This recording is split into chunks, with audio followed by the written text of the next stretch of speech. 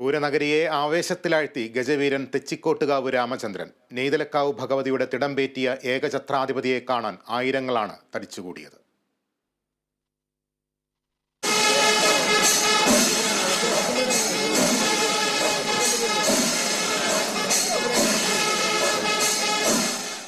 ആനപ്രേമികളുടെ വികാരമാണ് തെച്ചിക്കോട്ടുകാവ് രാമചന്ദ്രൻ. തൃശൂർ പൂരം എന്ന് കേട്ടാൽ ആദ്യം മനസ്സിലേക്ക് ഓടിയെത്തുന്ന ചിത്രങ്ങളിലൊന്ന്. കോടതി ഉത്തരവുകളുടെ അടിസ്ഥാനത്തിൽ കനത്ത സുരക്ഷയിലായിരുന്നു പൂരത്തിനെത്തിയതെങ്കിലും നെയ്തലക്കാവ് ഭഗവതിയുടെ തിടമ്പേറ്റിയുള്ള രാമന്റെ വരവിനായി പതിനായിരങ്ങൾ അക്ഷമരായി കാത്തുനിന്നു.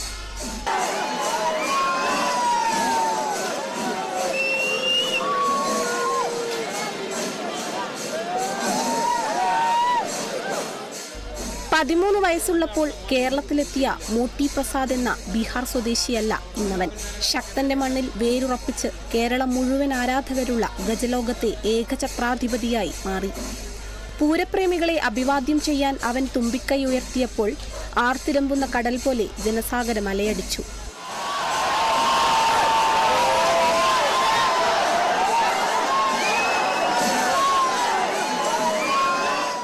തെക്കോട്ടിറക്കം കഴിഞ്ഞ് രാമൻ മടങ്ങുമ്പോൾ ആനപ്രേമികൾക്ക് ഒറ്റാഗ്രഹമേ ഉണ്ടായിരുന്നുള്ളൂ.